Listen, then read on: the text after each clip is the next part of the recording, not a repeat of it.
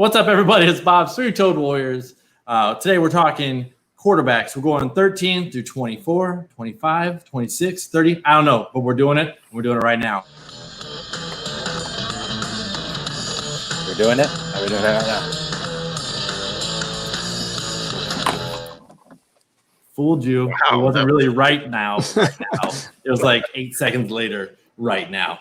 So, Bob's Three-Toed Warriors, Studio 1329. This is live stream number 3, season number 1. And I have some great gentlemen on here joining me on the show. Well, everybody, I'm going to go around the horn here. Have you guys introduce yourself. Tell us where everybody can find you and what you guys are working on. We'll start with you, Mr. David Hammerjacks. Let's go. What you got? David Stidham, Hammerjacks, pet podcast and YouTube channel, Hammercast Network, on Twitter at Hammerjacks1. Awesome. And what's your show all about? What you got going on? Fantasy football, barbecue, bourbon, and beer. Ooh. And I'm drinking wine tonight, boys. You can tell listeners why you're drinking wine. Go for it. Well, we're celebrating a little victory we got today. We were in a 32-team tournament on a national podcast, up-and-coming podcast competition, and it wasn't just fantasy football. It was fantasy football. It was entertainment. It was all kinds of different pods, and we ended up in the finals against a pod called Pod Tipsy, and it was a couple of ladies that watch scary movies and get hammered on wine. That's my kind of show. It's actually pretty cool. It's on a Friday night. They came strong, and they were hammering us, and we rallied and we got the W. And so I told them that if we win, my next pod or my next showing will be with a glass of wine. And so, in honor of them and our victory, we're doing wine tonight. I'll cheers to that. Salute. Cheers to that. Cheers, guys. All right, we got Wilson joining us on the show, saying, "Hey guys, one of my listeners, welcome, Wilson." All right, Nick over at P2W Fantasy. What's a good word? Tell us about it. All right. Well, thanks again for having me on, Bob. Again, Nick from P2W Fantasy on Twitter. That's where we put out all of our YouTube podcast, live streams, do a lot of articles all the time. So we are a 3-man team. It's mostly myself with 2 contributors. And we're big about linking up with guys like yourself. I think I've interacted with all of you guys multiple times, whether it be in person or on Twitter. But just trying to pump out a lot of content and stay active in this big fantasy community here. So again, thanks for having me on. No problem. Chris, we'll swing over to you. What you got, sir? What's the word? Sure. Find me on Twitter at Detroit Beastie. Given the state of baseball and hockey, cranking out DFS articles every day. Hot Pucking Stack is my hockey article. Crush Spot is my MLB stuff. And I do seasonal football stuff on the side at night with dudes from Denver and Chicago, things of that nature. So follow me at Detroit Beastie if you're into DFS, seasonal football, and that's it. Okay. Shout out to Hammerjacks with the pineapple wine. Nice. All right, so it's actually Arizona iced tea, but yeah, I was like, I didn't think you're right. Call it whatever you want. So, Detroit Beastie, if someone was looking for a cheat sheet about DFS and they want to find some of the stuff you talk about, where would they find that? No, didn't get it. No, I heard you say Detroit Beastie, and I was like, okay. My bad. Okay. That's me. I was like, man, that one didn't go over at all. I said if somebody wanted to find a cheat sheet about DFS and find some of your articles, where could they find it? That's what I was saying. Where do you usually hang out often? You keep cutting in and out. I heard you say good. Detroit Beastie at cheat sheet. DFS cheat sheet. There we go. That's what it's about. It's about DFS, cheat sheets, things of that nature. The only reason we've dabbled in seasonal football and seasonal baseball stuff is because I'm so big into that. And given the lack of sports the last 3 or 4 months, I've kind of created my own little niche on the website. But when sports is in, bam, we're back to DFS. And that's truly what I love to do. All right. Love it. All right, Kevin, last but definitely not least, welcome back to another live stream. Had you on the first one. Welcome back. I want you to let everybody know where you can be found and what you got going on. Yeah, thanks, Bob. So you can find me at hammercast.com. I do a lot of their devy work. And right now, I have a couple articles coming out. If you're a commissioner, what you should do with the COVID situation. I broke that down. Nick gave me an idea of doing the whole thing. So hopefully get that out there soon. And then I just released a Mountain West Conference devy article with over 10,000 words. It's crazy. because I'm stupid. And then I'm actually working on a series of Dynasty Mount Rushmore guys that you should want on your Dynasty team. So I just turned in the quarterbacks article this morning, and I'll be working on the running backs probably by the end of Sunday. Man, I'm still reading that. It's amazing. It's just amazing work, Kevin. Good job. There you go. All right. So, and I can be found on Twitter at Bob's3Toad, on YouTube at Bob's3Toad Warriors, the Facebook page, Word on the Streets Facebook page. New shows come out Mondays and Thursdays. The live streams are currently on Wednesdays with a replay on Saturdays. There will be some programming changes coming up as the season starts because that's a whole new thing. And currently, I'm going through the daunting task of statting out every single player. Well, I have to say every single player. 6 wide receivers, 4 tight ends, 4 running backs, 2 quarterbacks per team for all 32 teams to stat them out to make my own rankings. It's a terrible grind, and it takes a lot longer than I thought it would. But we're going to get them out so that we can do these positional rankings here coming up with the this August here before we go into the regular season. So that's what I got going on. But let's kick into some Dynasty quarterback rankings and debates. And I know not everybody watching the show is all about Dynasty. That's okay, because when these guys talk about the players, they're going to be talking about stuff that impacts you in redraft, in the season as well. So you don't have to be like, I'm not Dynasty, I'm out. Don't worry about it. It's good info. I got 4 great guys on here. I get to kick back, moderate it, and get to listen to you guys pop it around. So we'll see if we can get through 13 through 24. If we get past that to 36, I'd be shocked. But we'll get as far as we get. You know, if we spend the whole time on Tua here, that won't happen. All right, let's get into it. Feel free to post your comments or questions. We'd love to talk about them on the show. Give you a shout out on the show. It's part of the fun that's in it for you guys that are listening. So don't be afraid to jump in there. Let's start with number 13, Tua. I'm not going to say your last name. I'm going to say it. Tagovailoa. Tua. Just go Tua. So, all right, let's talk about Tua. So, I got Kevin and P2W who are looking to defend him. So, one of you guys hop in here with Kevin. Why don't you hop in here with some reasons to take him at 13 or in drafts at 53rd, roughly in your startup drafts, which is into the 5th round, early into the 5th round. Yeah, so if we're talking about Dynasty, I'm looking for – you got to have a super flex quarterback like Tua, those guys that build around. So if you're in a startup, you're looking for that. When he was coming out of college, it was tank for Tua, and then all of a sudden he got hurt, which I know it was a big injury, but he was the number 1 rated quarterback. And then Joe Burrow came, and it was like, oh, Burrow's the guy. So I think that his ranking's gone down a little bit just because people have recency bias. And for me, Tua is an amazing quarterback. He's going to be one of the most accurate quarterbacks that we see. And then after that, accuracy matters. He's going to have the weapons down there. Miami's building around him. As far as Dynasty goes, I love what they're doing. And he might not have to necessarily play this year, like we talked about with his injury and stuff. So he's going to have a year to learn. Maybe a half the year. Fitzpatrick's the guy to kind of learn from and be under his tutelage. So he's not going to get thrown in there. Like Burrow's going to get thrown in there. And I just don't know with the way that the offseason was, if that's going to be necessarily good for his development.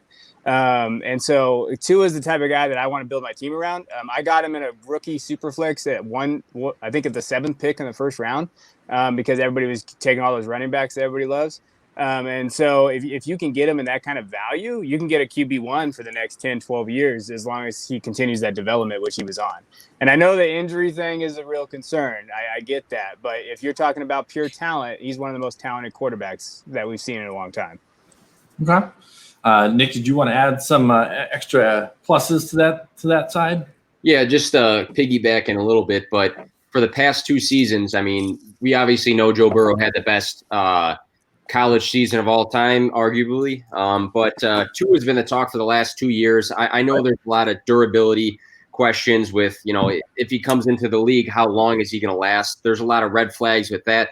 But, when I'm looking for dynasty quarterbacks, I want guys that are talented, and I've seen talented on high stages for more than 1 season.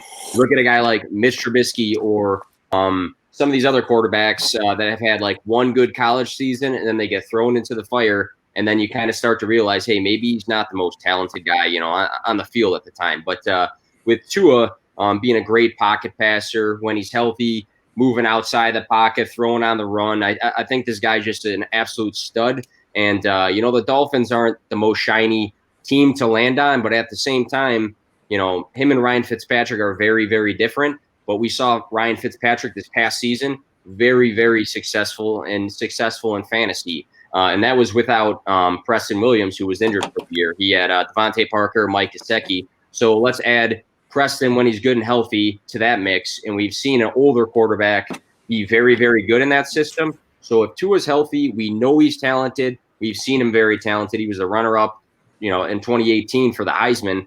I'm going with talent all day. And if there's red flags associated with it, I'm just going to make sure if I'm a dynasty owner that, not all my marbles are on Tua. But if it's super flex, I'm fine with long-term rolling the dice with him being a great quarterback because he should be. So awesome. David or Chris, either one you want to chime in as a reason maybe to not take Tua up there at 13th in a startup super flex dynasty. Yeah. Go ahead. Real quick, when you sent me the list of who we were going to discuss today, 13 through 24, as you put it, I wanted to kind of, prep a little bit and take notes. And of all the guys, Tua has the hardest strength of schedule this coming season. His strength of schedule is 32nd overall. There's only 32 teams in the league. So he has the hardest strength of schedule. He's young as can be, obviously a rookie. As Nick said, these guys have seasons and bam, they throw him to the wolves. I don't think he's going to fare well this season, but if we're talking dynasty long-term prospects, the jury's still out as far as I'm concerned. Personally, I have 0 shares of Tua. I'm in 5 or 6 leagues, a couple charity leagues that we're drafting right now, and he's been drafted in all of them. And it's one of those cases where I didn't go out of my way not to draft him, but I didn't want to reach to draft him in the same vein, if that makes sense. Maybe, I guess in a weird way, the way I play is let someone else draft him. A, let him be a problem elsewhere. B, if he's good, I can trade for him in the future, if that makes any sort of sense. Makes sense. Yeah, and I'll piggyback on that just a little bit. Yeah. First of all, let's remember, he's only 6'1", 218. And with that injury history, that's with that offensive line, that's a worry. And this year, I'm not touching him. Now, obviously, a long-term dynasty, I understand the points of view. He's probably one of the best, if not the best, young vertical passer. He's also, to Nick's point, great on the run. He's probably the best bootleg quarterback skills of all the guys coming out. He's very intelligent. But here's something I'm thinking about. Miami, they went out and got 2 running backs. And I believe that if Tua does get in, let's just say something happens to Fitz and he comes in week 8 or week 9, I believe they're going to go to a ball control conservative offense with him. I think they're going to run with Howard and Breda, and I believe they're going to do short mid-range passing. They're going to play it safe with him, especially his first year. He's a long-term investment for them, and so I really see him as somebody with great potential down the road. But if you're counting on anything for this year, and Kevin knows me, I live for the day. I'm fading him at 13 for that reason. But if he falls down to quarterback 15, 16, 17, 18 in Dynasty, and I see a need for future, I could snag him there. Sure. So real quick, a couple things before we move on to the next player. After each player, we're going to add a little redraft tip for it here. So question will be, in redraft 1 quarterback league, are you taking them? Yes or no? And in a super flex league, are you taking them? So in a 1 quarterback league, I'm not taking them unless I absolutely have to because everybody has hogged everybody else up and I really, really, really, really, really need them. I'm not touching them. In a super flex, sure. Maybe it's my 3rd quarterback. So yes or no? I didn't give yes or no on either one of my answers, but y'all have to. Hammerjacks, go around. No way on a redraft. In super flex, 3rd or 4th at best. I'm not counting on any production for him this year at all. All right, Nick. Yeah, for me, super flex. If you have a solid quarterback 1, a pretty good quarterback 2, I'll take him as my quarterback 3, just to have on the bench. But that's still that sounds like the consensus all the way around. Yeah. For him. Yeah. Yeah. Same thing for Detroit. No. Redraft, I'm with Hammerjacks here. Redraft, absolutely not. And even in a super flex, absolutely not. You know, real quick, a little tip. I have him throwing about 400 passes this season and only completing like 260 of them. So completion percentage is going to be bad news. Interception strength, no. Okay. All right. Before we go on to the next person, we got one statement and one question from our listeners. We got Bowman Halpin. That's not a hard word. Rex Ryan said, if you get hurt in college, you're going to get hurt in the NFL. Why? Because you get hit by harder, faster people? Probably true. If you play professional football, you're going to get hurt. If you play D1 football, you're going to get hurt. If you play middle school backyard football, you're going to get hurt. It's the name of the game. I played Division II soccer, and I think my entire roster was hurt at one point or another throughout my 4 years. So, or at least all right. And this one comes in from the Samoan, one of my league buddies here, Mr. Henry Barbosa. He says, "Is Kyler Murray?" Henry, got to go back to last week's show, buddy. Got to listen to last week's show. Is Kyler Murray worth a top 5 or 10 quarterback with the addition of DeAndre Hopkins? I'm sure in Dynasty we would say, or Dynasty we'd probably say yes, especially in Superflex. What about in redraft from a redraft aspect? What do y'all think? Yeah, I'm a no for 5 and yes for 10. Okay, I'm with Nick, and I believe it was this time yesterday. One of his star stud offensive tackles opted out, if I'm not mistaken. So, it's gonna be a little bit of that. Kevin, your thought? Yeah, same as Nick. I wouldn't say top 5, but top 10, yeah, I'd get him in there. Okay. Yeah, between 5 and 10, I'm there, but it's not because Hopkins. It's because of the accelerated growth of his game in that offense. Yeah, Hopkins definitely does not hurt it though. It's a good that's not the only reason. Yeah, he's not because quarterback, and he's very intelligent. He knows how to check his reads. All right, let's talk about this man, the darling of late round quarterbacks himself in redraft, Mr. Matt Stafford. He is quarterback 14, 65 in a Superflex startup, which is going to be end of the 6th round, roughly, almost. I got a bunch of defends here. Who wants to? Anybody want to attack him first before we go to everybody who loves him? And everybody's going to love him for probably very similar reasons. But anybody got anything against him? The only thing I could say negative is his age for a dynasty league. Sure. And I mean, that's the only thing I can really that old. The back injury, but I think the back injury was more of a result of we ain't putting his ass out there and letting him get killed. We ain't going anywhere. And so, but I got a lot of good things to say. But if anybody, all I can say for a dynasty league, his age is the only reason I would put him at 14 or beyond. Okay. No one's worried about re-injury. I think that's the only thing I would think about, and I don't know too much about the injury, but I'm just thinking about the motion of a quarterback, and if he's doing that every single day of practice, and if there's a re-injury to a back, that's the only thing. But I'm like David, I got too many good things to say, but that's my only concern. Awesome. I will take good things from. Let's take good things from 2 people since everybody's on the love train for him. Who wants to go on some good things? Well, I'll just say the age thing for me in Dynasty, I'm always planning 3 years out anyway. So for me, he's going to produce at 3 years for the next 3 years. So after 3 years, I don't know what the hell my team's going to look like anyway. So like, I'm always like, okay, let me get these 3 years here. Let me see if I can grow with him. And actually, and he's going to do fine. So age, as long as he stays healthy, he can sneak himself into that top 10, top 5 quarterback. He throws, 4,000 yards is not out of the question. 30 touchdowns. Like he's going to throw that thing around the field. Yeah, remember his pace last year he was on pace for 5,000 yards and 38 touchdowns. Yeah. And so, and he's still got what I consider one of the top 3 strongest arms in the league. Plus, he might now have the best set of weapons he's ever had. I know he had Megatron. I said this to Chris before. He had Megatron, but across the board, two good young running backs. He's got a good young tight end. He's got Marvin Jones. He's got Kenny Galladay. They just drafted, Cephas. They have Amendola. He's got probably the best set of weapons he's had across the board. All right, I see you itching over there. Don't worry about Detroit Beastie. Let's go. It's all right here to you, buddy. It's all you here. Let's go. First, I want to say, Nick, we've heard that in Detroit a million times. I've said that a million times on various broadcasts. Every year, the optimism in the city for the Lions is, magical almost, right? But when we look into Matthew Stafford, the guy is he's a stud. And I'm not saying that because I'm in Detroit and the Lions are my team. The guy plays, the guy wants to win. And it's just so irritating and frustrating for not only him, but everybody, in the city, including myself.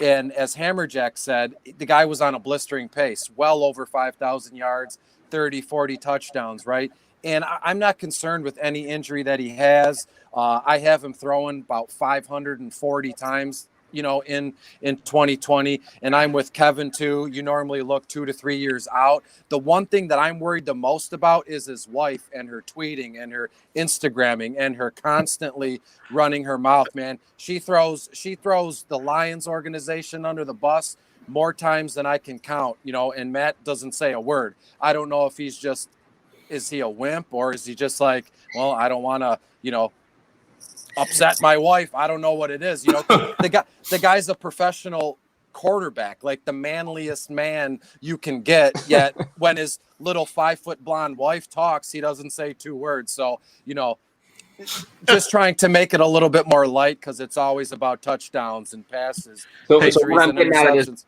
real quick is there's a wife factor in your dynasty rankings. Absolutely. Yeah. Absolutely. It's called the risk rating. I'm writing this stuff down right now. So you know what? Hey, by the way, on the injury front, people may not realize this. He played 136 straight games without an injury before the back injury last year. And he's almost an Iron Man. And so I'm not worried about anything on his health. I think when they say he's ready to go, he's ready to go. I'm with you. Yeah. Well, real quick, if I just interject a couple things real quick. So Nick says, is there a wife factor here? And it's funny. It makes sense, but it's realistic too, because if you guys remember a few days ago, she tweeted out something about it was a false positive. His COVID test was a false positive. And she said, oh God, everybody in the city hated us. Our kids couldn't go to school. I had to pick up the groceries at the curb. I mean, there's a factor here. If she goes, hey, Matt, I hate it here. Let's go somewhere else. And boom, he's on the first flight out of Detroit. So realistically, would that happen? No, but it could happen. I mean, let's be honest. And it could be good for him. I agree. Sure. All right. Dave S. threw a little barrage of comments out there to us. He said, get hyped, Chris, as he did. All-star cast. I'm in the camp that injuries are hard to predict. They sure are. And I'm Fantasy Dave, by the way. Oh, Fantasy Dave. That's who that is. And then he also says, Cephas, a sneaky dynasty option at wide receiver for the Lions this year. There you go. A little hidden for you. And someone answered Henry's question. Even as a 32-year-old and a recovering broken back, I think that question got answered pretty well there. So we will leave that to the side. And we will slide over to this quick question. In redraft, I think we're all unanimously going to say in a 1-quarterback league, we're not afraid to take them at all. And in a Superflex redraft, definitely taking them, not leaving them out there on the board. Not that he had a prayer being left on the board. Let's go to someone not too far from where I am right now, Mr. Aaron Rodgers, 15th quarterback off the board, and 74th, which is the start of the 7th round in a startup. And I got 3 destroys. So last guy, nobody wanted to destroy him. Everyone wanted to defend him. Aaron Rodgers, everybody wants to destroy him. Nobody wants to defend the guy. Let's let the destroyers have a little bit of a pick at him first before we get somebody to support the poor guy and help him up off the ground. So, anybody? I think David called dibs on this one. Go ahead, Dave. I'm a Packer fan. I'm a Titan fan and a Packer fan. I went to a lot of Packer games when we sponsored them, and I even flew on a team plane to a road game with the Packers, and when they went to Dallas, and that was pretty cool. But I will tell you this: that if you look at his body language, he hasn't been involved. He hasn't cared. He hasn't shown emotion about this game in several years. But the biggest thing about me on Aaron Rodgers is last year, and a lot of people are guilty of this, myself included. Sometimes you're just in a hurry. We're trying to absorb content. We're trying to absorb content, statistics, data, and we look at their total ranking and how they finished, and we don't actually jump into the game logs. Well, every time you jump into the game logs, you learn something. And Aaron Rodgers last season had 3 weeks, one with 32, one with 48, one with 30 points. Those were his 3 biggest weeks. His next biggest week was 20 points. 10 of his 16 games last year, he was a quarterback 22 or worse. He didn't score more than 16 points. In other words, there's 10 games of his 16 starts last year that he probably lost you that week. And so what did they do? Nothing. They went out and drafted a quarterback in the first round. They drafted a running back in the second round. We all know Matt LaFleur, where his roots are. He is a running coach. He is going to run the ball. And they're going to be more of I think Aaron Rodgers is going to start becoming more of a game manager type quarterback, and it's going to be sad. But the fact is I don't think he has the weapons. Now, obviously, everybody's all high on Davante Adams, but and some people are calling Davante Adams the 1-1 receiver, but because he's going to get all the targets. But and maybe he will, but he hasn't had a complete season in years. And so, so it's Lazard, Adams, and Jay Sternberger, and Funchess has opted out. Yep. And so I just don't see the weapons. I see the running game in the fact that he had 3 spike weeks and the rest were quarterback 22 or worse. And so I'm staying away from him for that reason alone. Well, I think you answered Samoan's question there. Samoan, go tell your dad. Sorry about his Green Bay team. He's not a top 10 quarterback. I'm sorry. No, they're going to run the ball. Oh. All right. Anybody else got anything to add to that, Terry? Yeah. No, just something different, not to take anything you just said. Also, with thinking about your dynasty quarterbacks, they just made a statement right now that he is not their future quarterback. When you go and draft a guy that early in Jordan Love, they're pretty much saying that eventually we're going to this guy. And are we really going to bank on Rodgers being like Brett Favre was in the Vikings, having this big comeback, attempt on another team? I mean, the big question mark is going to be, hey, if Jordan Love becomes the guy in the future, what's going to happen on Aaron Rodgers? He's going to be a free agent, get signed somewhere. Hopefully he starts. Hopefully he's successful in a new system. So I think they're long-term dynasty. We got dynasty mentality. Too many questions for me. All right. Yeah, I was gonna add. I went to school in the same town that he grew up in Chico, so I actually know his brother, Jordan Rodgers. Don't they hate each other? Yeah, they hate each other, and the reason why I bring this up is because Aaron Rodgers holds grudges like no one. Everybody knows it in Chico. Everybody knows it. He doesn't even he hosts a charity tournament there, and he doesn't invite his family. They're not allowed because they don't talk. Jeez. So if you draft Jordan Love in the first round, he is not going to talk to you anymore. So he already came out and said, I'm only going to worry about this season. That's all I can control. I don't see him being there next year. It'd be very hard to see. Maybe he comes back, but the fact that he holds the grudges, I know he holds the grudges because I'm from that town, so I know people talk about it all the time. He realistically will just stop going to restaurants because they didn't serve him the right food, and he will blacklist them and tell everybody not to go there. That's just who he is as a person. We took that road trip from Green Bay to Dallas, and I was on the plane. We were held up for 20 minutes because he was late, and he wasn't even going to play because he was injured. And he came on the plane with a shit-eating grin and walked by, and nobody said a word to him. And so the body language was very interesting, and so he had to be there. And yeah, it's an issue. I promise you. I could see a situation where I think, Nick, I told you this, maybe even you, Bob, in a tweet or a private message. I had a trade offer for to send Davante Adams, and the other owner I go, no, I'd rather keep him. He goes, what if Aaron Rodgers opts out of spite because they drafted Jordan Love? And now that David and Kevin said what they said, which I already know, that being, in the NFC North here, I've seen how he acts and everything. He could opt out just to be an asshole. Hey, oh well, I'm out of here. You drafted Jordan Love. There he is. Hey, he's your guy. He really bad. First round. All right. Barbosa says they also don't have a trusted right tackle. So interesting. Plus, him and Danica just broke up, so that's another chip on the shoulder. He's just got so much going on right now. He's not having a good couple of months. It's a rough go right now. Poor guy. So millionaire, damn it. Yeah, being worth $100 million. I got a lot of shares of them. I can't get rid of them. Yeah. And then David said the exact kind of fighting the exact opposite. Might want to prove something this year with a chip on his shoulder. I'm still holding off, though, especially with what you guys are saying. So love you guys adding into the comments. Makes it fun, makes it interesting. Awesome. In redraft, one quarterback. Are you taking him? Can't say I would at the price he would go. Anybody else take him? Not in the first round. Not a quarterback one. I'd take him. Quarterback. No. At the very end of the draft as a backup. Yeah, and Superflex, there's not many people we're not going to take in reality. No, you'll take him in Superflex. Yeah.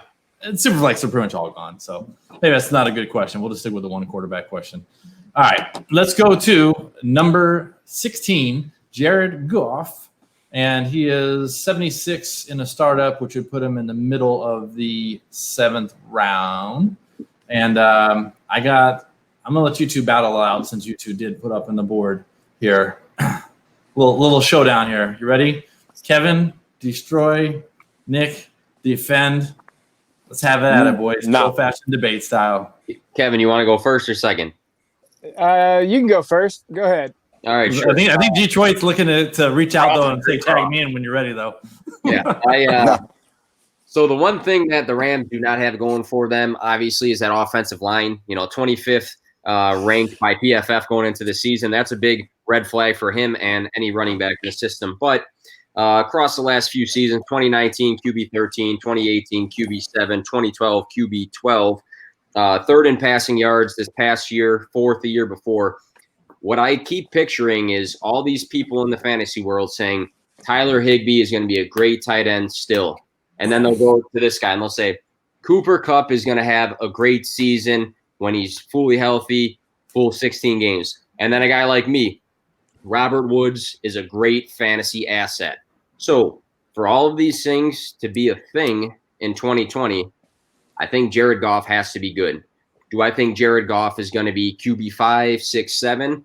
No. Could he sneak back into that top 10? I think he can, absolutely. It's going to be a team that's going to be throwing the ball a lot because they have the weapons. Down in Dynasty land, they signed Van Jefferson from Florida, who was a great pass catcher in college. Bryson Hopkins doesn't get talked about at all from Purdue, the tight end, but he was an elite pass catcher in college. So they did add some more pass catching options for later down the road. But again, if all these guys are supposed to be successful, Kupp and Woods and Tyler Higbee, and then you got, Akers in the back, whatever the case is, I'm thinking Goff has to be successful for them to be successful. Maybe I'm wrong there. He's going to pass the ball a lot. Passing yards are going to be there. Give me Jared Goff being somewhere between QB 10 and 12. Okay. Kev? Yeah, I mean, you make good points. I just think he's a terrible quarterback. I give him the full screen. Bob, give him the full screen. There you go, full screen it. I just don't think he's very good. I think that McVay makes him look a lot better than he actually is. I think they have a good system and they put him in good spots. And I think a couple years ago when they had Gurley and they had a good running game, I think that they took a lot of pressure off of him. And they run a lot of play action, which they couldn't do a little bit last year, and it really exposed Goff. And I think this year they're going to have a running back by committee. I think they got 4 good running backs there, even though fantasy Twitter wants to pretend they don't. And they're going to run the ball a lot. I think that they're going to run it more than they did last year. I just don't know if Goff can handle that load. I just don't think that he's the quarterback, and he's the guy that I'm going to try to avoid. I like Kupp. I like the guys that you mentioned, Robert Woods. I even love Van Jefferson. I have Van Jefferson everywhere. And I got him in the 4th round because I think he's a good asset to have. I just cannot wrap my mind around Goff as a long-term dynasty option. Maybe this year, maybe he has an okay year this year. I worry about him. I just don't think he's a very talented guy. I think he's more of a system guy. But with all the draft picks that they've traded trying to win the Super Bowl, I feel like their talent is getting worse and worse every year. And I don't think Goff's going to be able to overcome that. He's not one of those quarterbacks. Nice. Anybody looking to tag in? David said Nick spitting some facts, and let's hope those cheeseburgers won't affect him. What the hell cheeseburgers is he talking about? What's he talking about? I don't know. Anybody want to tag in there? Are you any different thoughts on there? I'm somewhere in the middle here. Gun to my head, I was going to go into this and probably not picking sides, but my own opinions actually mirror what Nick was saying. Given the fact, if the next time I say the guy has weapons, just strangle me and choke me out. No offense to anybody. I mean, I'm just so. We got weapons. This guy has weapons. This guy doesn't have weapons. There's got to be another term we can use here. Anyway, So of the guys on this list of the screenshot that you sent me that we're going to discuss, I have Goff throwing the ball more times than any of these guys, like 580 times, this coming season. And if you throw that much, you're going to stack up yards. You're going to stack up touchdown passes, but you're also going to have 13 to 15 interceptions, which is fine when you put up what I have, 24 total touchdowns. That's with the passing and the rushing. Go somewhere between 24 and 27. So again, I'm in the middle of Nick and Kevin, I guess you could say, and we'll leave it at that. I guess if I got to be the middleman here, I will. That's okay. That's okay. Go for it, Switzerland. I'm a little bit on the Nick side. I'm a little more optimistic. I'm buying him a little bit better. I believe the volume is going to be there, and I believe in McVay. And I believe they found something with that 12 personnel that they ran last year at the end of the year. And I believe Cam Akers is a superior back. And I just truly believe that there's an opportunity. And to Chris's point, the volume is going to be there, and the offensive scheme is there. Does he have the tools of to Kevin's point? Maybe not, but maybe that system's right for him. And he already proved it a couple of years ago what he can do. And so, I'm taking a more optimistic approach for him. Doesn't mean I'm drafting him in the top 10, but he's definitely in that 11, 12 range for me. Okay. Anybody not willing to take him in a start one, if you can snag him, in the late rounds, you've already filled out your roster. Anybody not want him in a start one and redraft? I will take him, but because I don't take a quarterback till like the 10th round. Right. Yeah. So I think we're all good with taking him. So we haven't hit that mark other than with Tua. That's because the injury might not even play this season. So okay, maybe Rodgers. Depends. I won't take Rodgers. I think I'll start one, but outside of that, okay. All right, let's slide over to Sam Darnold, 17. And I got two people picked to defend him. Anybody want to destroy Sam Darnold? Just give him a kiss. That's all you need to do. Adam Gase. Give him a kiss. Adam Gase. Marcus and who knows who. So I don't know. All I got to say, Adam Gase. Okay. Adam Gase can be brutal. Adam Gase, the beehole, as some shows. There's no defense. There's no defense. The beehole because of Adam Gase. Yeah. All right. Well, we got two people willing to defend him. We'll let you start out first here at this one, Kevin. Yeah, I mean, I love Sam Darnold. He's one of my guys I've been drafting a lot over the summer just because, like I said, with Goff, I don't think he's very talented, but with Darnold, I think he is very talented. So I find Darnold to be talented. I know Gase is trash, okay, but my whole plan is he's going to get fired this year. And so once they get like a real guy in there, I think his talent is good enough to where he has some weapons there. They're sneaky. I think Crowder's good. I think Mims is going to be very good. I think people need to draft Mims right now because he's going to be one of the top wide receivers of this class because I think he has that talent. But I just think that even though he doesn't have maybe the weapons that, Detroit Beastie would like to talk about, I think that he's a better quarterback. I think he has the skills to be able to actually play quarterback in this league. And I think he just had some terrible teams and some terrible luck with mono. Even last year, I mean, he had mono and had all that stuff, he actually did pretty well towards the season. Even though Gase they didn't have a very good offense, he didn't produce that bad of numbers. So if you're in a super flex and he's your QB2, I could roll with that. I'd be okay with that. If he's your QB3, that's amazing. If he's your QB2, I mean, this year you could see him actually produce pretty high levels for you. Sure. David has commented, I think Gase is gone by the end of the season. If Donald has a good year, that might make it tougher to get rid of Gase, unfortunately. If he has a bad year, well, then there you go. Gase could easily see the door. What you got for us, Nick? I just like the fact that they have a lot more going on this season than they did the past year. They drafted a guy in the O-line. They signed another two guys to add to their core. They had a bad O-line before. Chris Herndon, I'm a big Chris Herndon guy. He's coming back at tight end for him. Him and Darnold got a great connection. You bring over Perryman, you draft Denzel Mims. So I'm not going to use the word weapons at all, but I think it's a supporting cast and whole. How you're adding a Crowder. You got Crowder there too. Hey, you're adding a tight end that he has a connection with. You have two more receivers. I mean, Robbie Anderson to me was nothing for him. So you got two like that. And then you got pieces in front of him. Weeks 10, 11, and 12 over that span, we saw some good glimpses of him. QB2 for those 3 weeks. I mean, it's just 3 weeks, but if you can see a bright side when he had a bad O-line and really no receivers, I think now that you add, a barrier around him a little bit, I think he'll be a lot better. He had 4 top 10 weeks, this past year. So I think if he's staying healthy and not getting cooties, and if he is not seeing ghosts, because everybody likes to throw that, Sure. into the air, which gets annoying after a while, I think he'll be successful, and I think he's very under projected for this year. All right. We're gonna say. Hey, I'll say, Willing- can I say Willing- one last thing on Yeah. all I said was Gase. I do believe in his talent. And one thing that I will mention for those that are debating on him, they just lost C.J. Mosley and Jamal Adams. Okay. That defense is taking a major hit. That means their game script is going to change a lot this year compared to what it was projected. And so I see a lot of games where they're going to be throwing from behind, and he's probably going to get more volume than he traditionally would if those guys are in there. So something to think about. That's a great very point. good point. Start one quarterback. Is this a guy you're targeting in late rounds? Or is this a guy you're avoiding in late rounds?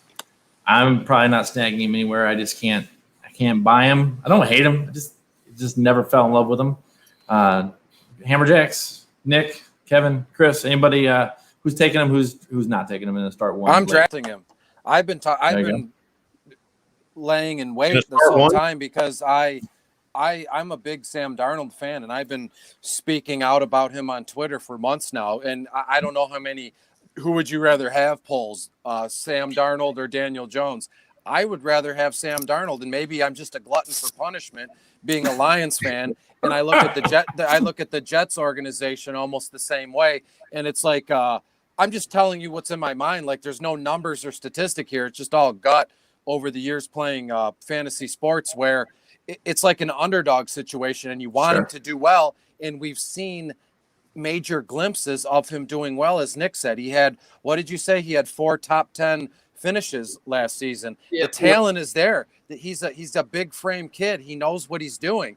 And I don't care if I agree, Gase is a dummy, but you can only suppress, talent, or you can only suppress people for so long before, they're like, well, F you, like what's the movie, the football movie where, they're like, they throw the coach out at halftime and they're like, I don't care. We're going to go win this ourselves. So maybe I got this warped sense of, how much I love Sam Darnold, but I think he's going to show off here this season. 3,800 yards, 27 touchdowns. I got quite a few shares of him. I really do.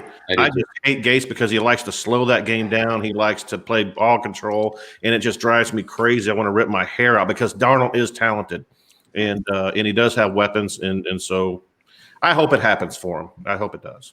All right, we're going to shoot over to number 18 here. We're going to go with Drew Brees. This guy has only got to be where he is based on his age. That's the only reason he's got to be 18th on the board, 78th off the board overall, which is still the mid-late 7th.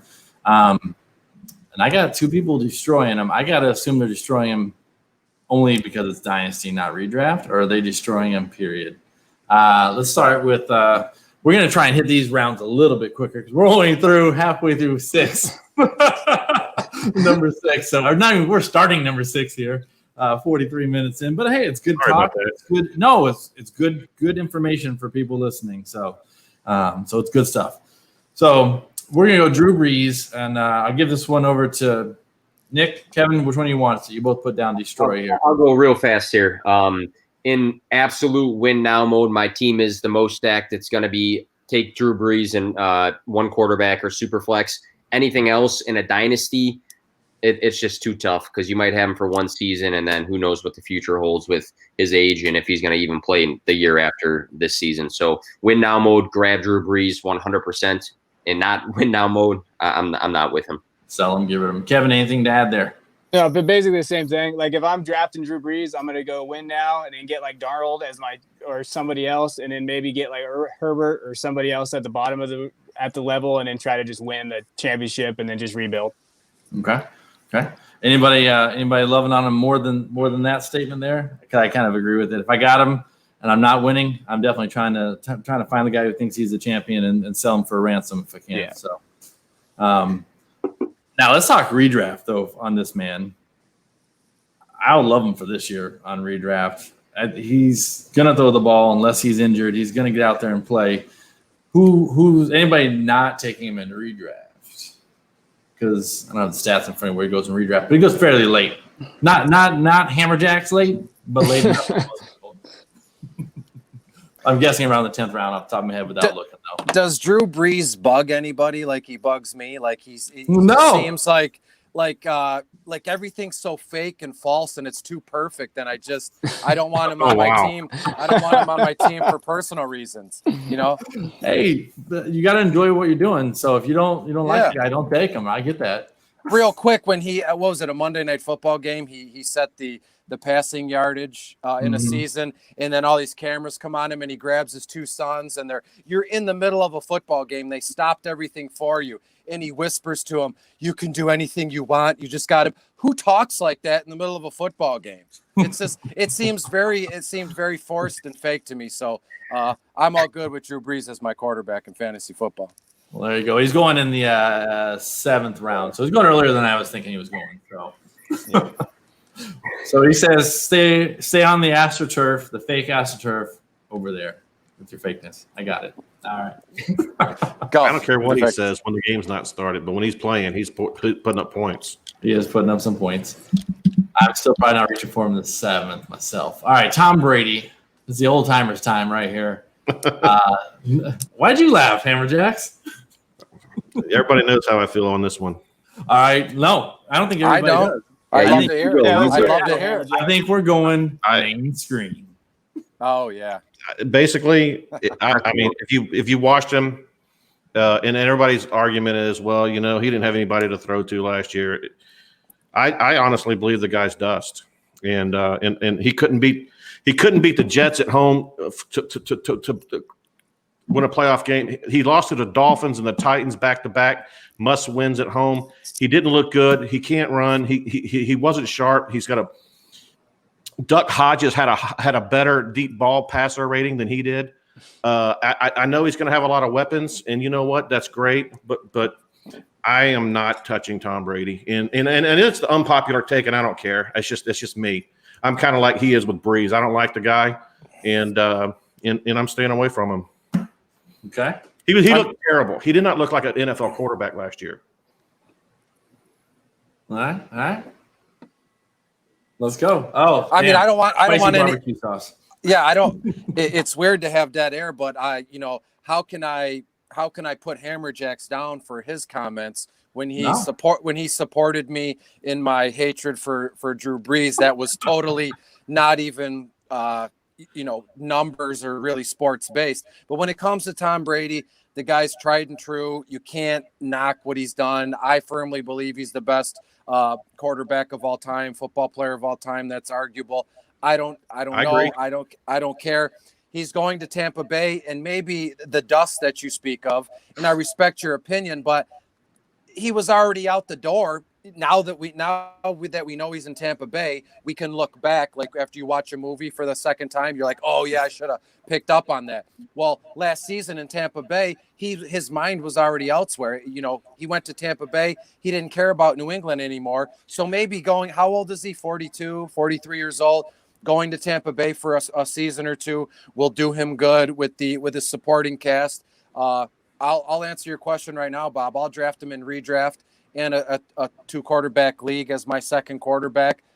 As Nick and Kevin both said, he's a win now kind of quarterback. You're not drafting him in a dynasty league and to carry your team for 10 years.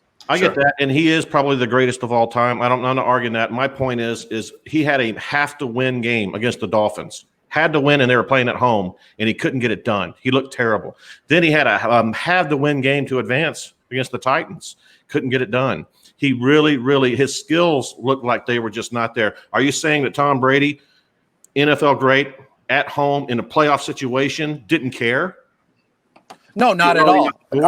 I'm not saying he didn't care. I'm just saying that sometimes things happen that way. They happen how they're supposed to. He can't. Okay. How many times? It's not like he was like his first or second year where he can't get it done in the big game. How many times have we seen him do it before? Carry the team, carry the city, win the Super Bowl, that kind of thing. I don't know the guy. I don't know the organization. I don't know what was in his head. I agree with you. He couldn't get it done, and that's that. That was last year, and now we're on to this year, and he's in Tampa Bay. I just know that traditionally the old guys in the quarterback position itself, when their skills erode, it happens really fast. When it goes, it goes. I agree. And he did not look like a NFL caliber quarterback the second half of the season last year.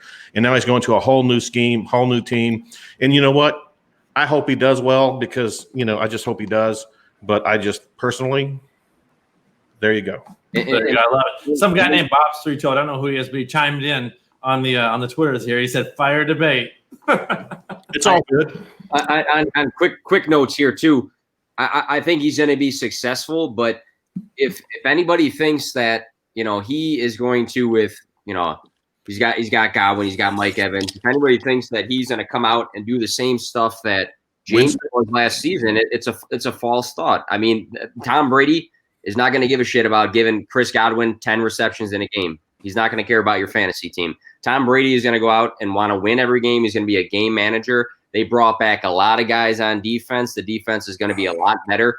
It might be a season where you're going to have games with Chris Godwin and Mike Evans getting some catches, but they win the game because of great defense and he manages the game. So I think people think that he's got two great weapons and he's going to come in and just sling the ball, but he's not going to have to, and he's going to be a game manager, especially at his age. So he's not going to be playing YOLO football like Jameis Winston was. That's for sure. No, it's going to be win the game at whatever I got to do. Run the ball 80 times, throw the ball 5 times, throw the ball 100 times, win the game. All right. Let's throw in two guys here together. Nah, I won't do that. They feel like the same person to me for some reason, though. No, they don't. All right. Jimmy Garoppolo and Ryan Tannehill is who I was talking about at 20 and 21. They both feel like low volume quarterbacks. I think that's really where I was heading with that thought in my head when I said it, but you really can't put two guys like that together to debate. So Jimmy G going 20th, he's going 88 overall, which is just into the 8th round. It's about the same spot Ryan Tannehill is going at 21. So I got some destroys, a couple destroys for Jimmy G, and I got a destroy and a defend for Ryan Tannehill. So it's probably about where we're going to wrap up this show. Let's start with Jimmy G. And anyone that want to defend this man, I find he's hard to defend myself, and that's a problem for me because I don't feel like he has all the weapons around him. He's just not stacked. Emmanuel Sanders, when he had him, used him for a little bit, then forgot how. He loves to throw his tight end. And then after that, what's going on? So anybody want to defend this man? Or Here's the two things. I must have missed the memo because you're saying I got two people that want to defend and two people that want to, talk highly of somebody. I was looking for someone to talk highly. I must have missed the boat on this one. Well, when it comes to Jimmy G, I don't want to defend or stick up for him. It's kind of like, when you nothing something or you nothing somebody. Yes. and it's no disrespect to Jimmy G or San Francisco. He doesn't cross my mind ever. And and that's just a personal opinion. And it's, a complete honesty for me. He's a professional football player. He's a professional quarterback, played in the Super Bowl, and that's it. I nothing him. I'm totally indifferent to the thing. Yeah, I'd be more than indifferent with him. I wasn't stuck with him for another year on one of my teams. So, anybody got any good phrases? No. Okay, we'll take a couple quick slaps in the face for him. Kevin and Nick, you both said you want to throw some things at him. Go for it. I just think for me, it's volume, like you talked about already. And they're going to run the ball, play great defense. They're just not going to.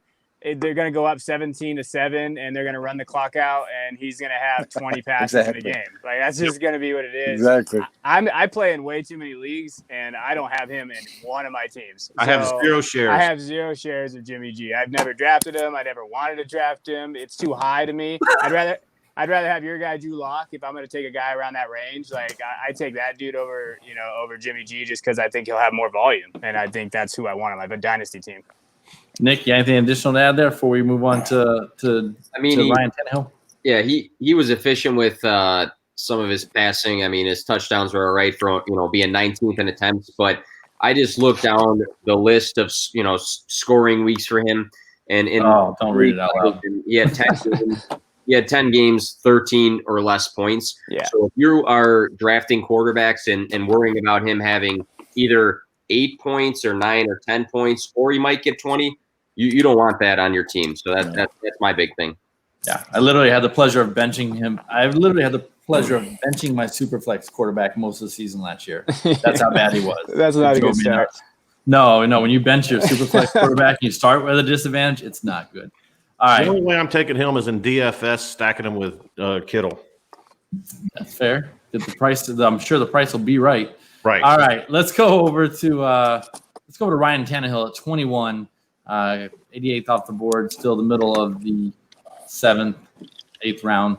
And we're going to let you two go head to head since you chose. Kevin picked destroy, and Nick picked defend. So I love Ryan Tannehill. I'll say it now. I absolutely love him. I love you, man. So argue amongst yourselves. I just think in a super flex going off of last year, he had 10 games, and out of those 10 games, only one of them with one touchdown. He had a lot of 2-3 touchdown games. I know the knocks are going to be, hey, they don't pass the ball, enough, and they don't pass it as much as other teams. But with the 4-year extension, I mean, week 7 on, he was QB3 in the league. So even though he didn't throw the ball a lot, he was super efficient. He had a lot of yards. He had a lot of touchdowns. And I think with some younger weapons in A.J. Brown, Jonnu Smith, hopefully there's a resurgence in Corey Davis. Even if he doesn't throw the ball a lot, but he's getting those touchdowns. Touchdowns equal fantasy points, and we like those, especially if he's like your second or third QB on a super flex league. That was my very, very basic points. He had 3 games with 3 touchdowns. So again, I know he was pretty bad in Miami, and we want to look at Gase was in Miami and all these other things. But if we're going to let a guy like Devontae Parker let his career take off with new life, I think Ryan Tannehill going into a new system and being good in that system, let him be good. Hey, you got Tannehill, you got Drake, you got Parker, you got all these guys that are seeing now that Gase is no longer on the team. Yeah, I like Tannehill in that system. That's pretty much all I'll go on. All right. So he kind of defended him there. Kevin, why don't you have at it since you said that you were going to take him down? Yeah, I mean, I like Tannehill. It's not that I don't like him as a quarterback. I just don't like where he's ranked. So at 21, that's fair. I would much rather have, like I said, I'm on the lock train. So hopefully your boy don't let me down, Bob. So hopefully don't let me down. So I like Lock or even Cam. I like Cam or even Gardner Minshew. For me, volume is king. So I'm a volume guy. So especially in that offense, like you talked about, Henry, they're going to run the ball. They got a good defense. I like Darrington Evans from Appalachian State. He's one of my guys too that I watched a lot. I think he's going to get a lot of carries too, and I think he's a good change back. I just don't. For me, with Tannehill, I just don't know what kind of quarterback you're getting. Yeah, he had a good half of a season last year, but he's had one good half of a season in his whole career. So before we start really going into this guy's going to be my QB2 on my Superflex team, I want to see more from him. That's just kind of where I come from. That's fair. Sure. I see him a lot as Seattle in a different town, except they actually have a running game and they can run the ball. Versus Seattle has all the guys injured, so maybe they'll actually let Russell Wilson throw the ball. Yeah. Super efficient, both teams, super efficient. Not as much volume over there in Tennessee to me, and that's the part I struggle with, because if they don't hit on the touchdowns, they don't have the big breakaway play, you're sitting there holding your stat sheet, going, where'd my points go? Yeah, that's you got to remember with it. A.J. Brown he actually averaged 2.5 points per target last year, and that's impossible to sustain. Right. Put it this way, Hopkins, Julio, all those guys are right around that 1.85, 1.9. What he did, and then you take the efficiency that Tannehill did at the same time, for that to repeat itself, you're going to have the odds are stacked way against you for both of those guys to sustain that type of efficiency rating. And so I see a regression coming on both sides, ball control. And to Kevin's point, Darrington Evans is a lot better weapon than Doofus, who went back to New York in that backfield to help out Barkley, because it was basically Henry and the Henry show alone. And so I definitely see them more running, less efficiency, and I'm staying away from that offense. I guess one question you can ask just real quick too, though, is if, again, only a chunk of the season, but if week 7 through the end of the season, he was QB3, and he put up those numbers, and then he regresses to a QB 9 or 10. Fair. Sure. Especially his ADP. I get that. Yeah, Sure. that's my Not only bad at all. really like thought. No, Like, real I good also point, Nick. think he's going to regress, but that's my thought. Like, Right. All right. Well, being the host, being the Broncos fan in the room. You're going to end it without Locke? No, we're going right to Drew Lock. We're going into overtime. We're at the 59-minute, 52-second, 53, 54-second mark, but we're going to add Drew Lock in here as the final. We didn't make it to 24. I didn't think we would. You have 4 great guests on here, giving great info. It's just going to be good stuff. What are you going to do? Oh, well. So you go a little long. It is what it is. Let's go. Drew Lock at number 22. 90th off the board. It's pushing the end of the 8th there, and I got 2 people defending him over here with Kevin and Nick, taking shots at him. David, Chris, if you want to take shots at him, that's fine. It's not my body you're punching. It's okay. What do you got? I didn't even say anything. Jeez. I know. I'm just seeing. You kind of said something earlier. I wouldn't know if it was good or bad. I just saw you shaking your head. I'm willing to hear what people have, because there's definitely some downside to them. Yeah. No. Okay. You are gonna be nice. Okay. Well, again, like Ryan Tannehill, I'm with Kevin here, the boys. Kevin, I love the prospects of Drew Lock this season. Something weapons, something Portland, something. It's all on him if he doesn't make it happen. Yeah,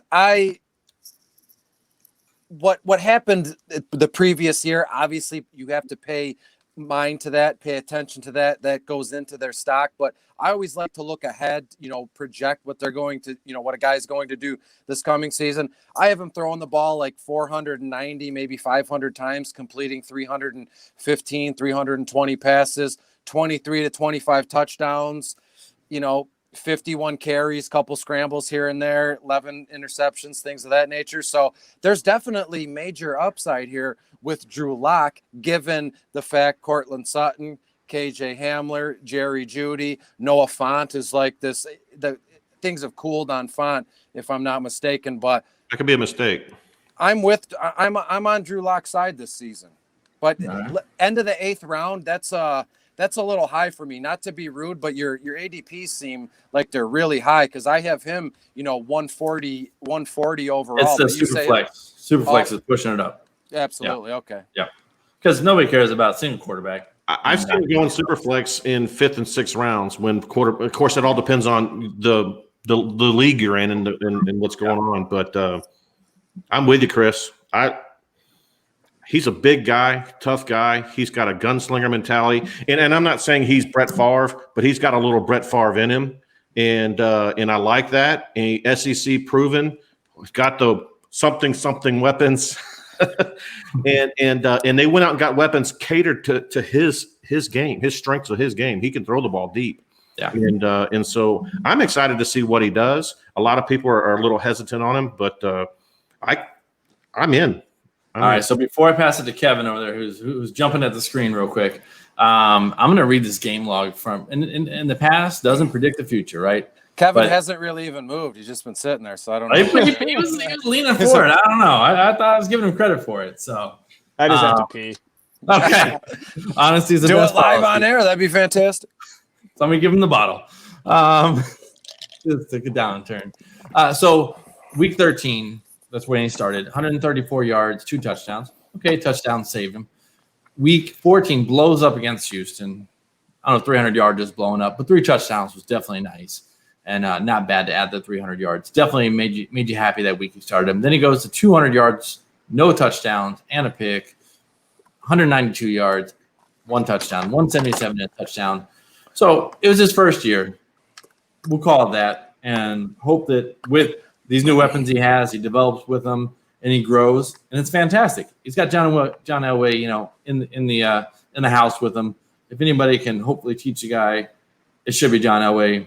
Although it's not really his job, but he should be able to motivate the guy, help out, give some tips, something. Although he hasn't been able to do it with any of our other rookies. So, and why don't you pump up this man before we go on a positive note? Yeah, like when I look at it, because since I do a lot of scouting and stuff, when I scouted him, I mean, especially in college, the dude had over 12,000 yards passing and 99 touchdowns in his career. So he can throw the ball, and he's a very good quarterback. I loved his volume and the way he actually competes too. He kind of checks all those intangible boxes that you want to talk about, the make believe stuff that's out there that you know it's real but you can't prove it. And from all the stories that you hear about him in college, the guys buy into him. And if you saw him over the offseason, even this summer, he's protesting with the guys. Like he does a good job of getting the team to rally behind him. And you need that. I mean, you need that leadership from your quarterback. And so he checks those. And so he had 44 touchdowns his junior season at Missouri, so he can play. It's just, I think his accuracy is a concern. So he didn't really have the highest completion percentages when he was in college for sure.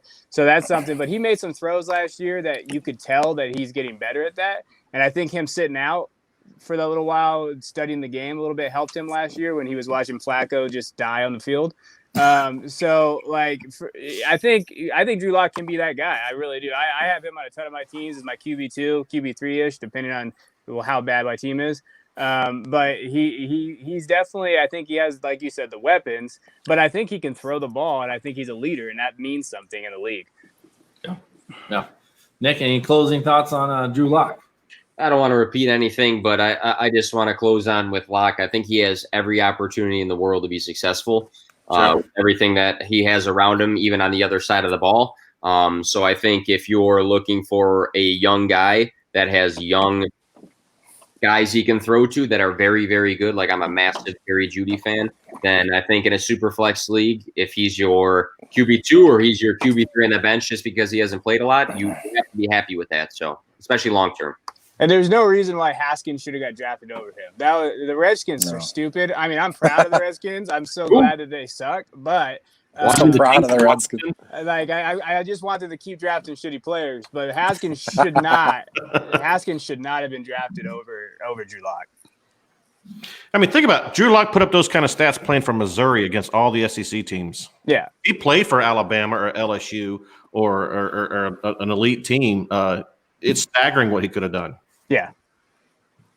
There you go. All right. I like it that we're ending on a Drew Lock love. We're going to end it there. Before we go, because everybody's not watching on the YouTubes, David says, this has been an amazing pod, kind of blown away, to be honest. Thank you, David, for being honest. I love honesty. Appreciate it, sir. Thanks for watching the show. Thanks for commenting. Everybody who jumped in and out, thank you for commenting. While we go around the room, David, let everybody know where you can be found, both on Twitter and anything else you got going on. Just find me on Twitter, HammerJacks1, or go to our website, hammercast.com, and we got everything there from the YouTube, podcasts, giveaways, articles. Kevin puts out amazing articles. We got actually a whole Devy section on the website now that Kevin's running that whole show, and we actually got 4 leagues on the website too that we're running too. So if you're into Devy, get on there, see Kevin, and anything else, check it out, see what you think. Look at that, Kevin. You got a little promo within his exit. That's nice. Hey. Nick, we're going to slide over to you. Yeah, Nick from P2W Fantasy, just add P2W Fantasy on Twitter. We have the website on there. Hopefully we can get some of you guys that listening to our podcast as well. We push out articles all the time, YouTube videos, just constantly trying to link up with guys like Bob and everybody in this video. And Bob, thanks again for having me on, especially with a great group of guys. No, I loved it. You guys are awesome. It makes it fun for me. So I just got to sit back and throw firecrackers in the mix. So it's made a lot of fun. Have a little whiskey. It's a good time. Detroit BC. Chris, what's going on over there, sir? Nothing. You guys can already know. Find me on Twitter at Detroit Beastie. Big DFS guy every morning in the early afternoon. Hot Pucking Stacks NHL DFS article, followed by Crush Spot MLB DFS article. Then I sprinkle in some seasonal football in between. So if you're into DFS, give me a follow, shoot me a DM, email, whatever you want to do. I'd be happy to talk to you. I guess thanks for having me on, Bob. I mean, it was an okay time. I mean, let's be honest. It was the third time on, man. Thanks for coming back. I appreciate it. You're welcome. All right, Kevin. Yeah, you can find me at nicer than he was to me, because dang, he punched me right in my gut. Well, you can find me at DuBois _22. You can follow me on Twitter. I'd like to have more followers than Hammerjacks one of these days because he keeps making fun of me that I don't have as many followers as No, him. I never made fun of you at all. It's cool. It's cool, dude. So you can find You got us a private chat going, and it's a joke. It was going on. he's the GOAT. So I'm just trying to get on his level one day. But no, for real, I hope everybody follows everybody on this. I've only been on Twitter for a couple months now and really started producing stuff. And these guys have all been really nice, great guys. That's not always the case on fantasy Twitter out there. Right. So, I can't say enough about all these guys. Please follow them, follow their podcast. I try to listen as much as I can, and these are really good dudes. So please follow these guys. All right, I can be found on Twitter at Bob3Toad, on YouTube, Bob3Toad Warriors. Shows drop on Monday, Thursday mornings on YouTube and podcast. And the happy hour is Wednesdays currently. It will be flipping over Tuesdays during the season due to time-sensitive things that need to come out in the season. But for right now, we're still rolling Wednesdays. And the replay of this show will be on Saturdays for you until further notice, because it gives people a chance who didn't catch it live to watch it afterwards and enjoy the show. So that's all for this show. It's in Bob's 3-Toed Warriors with David, Nick, Chris, and Kevin, reminding you that soon enough you'll be able to hit the waiver wire, set your lineups, dominate your opponents. But until then, we will see you. Guys only got 3 toes.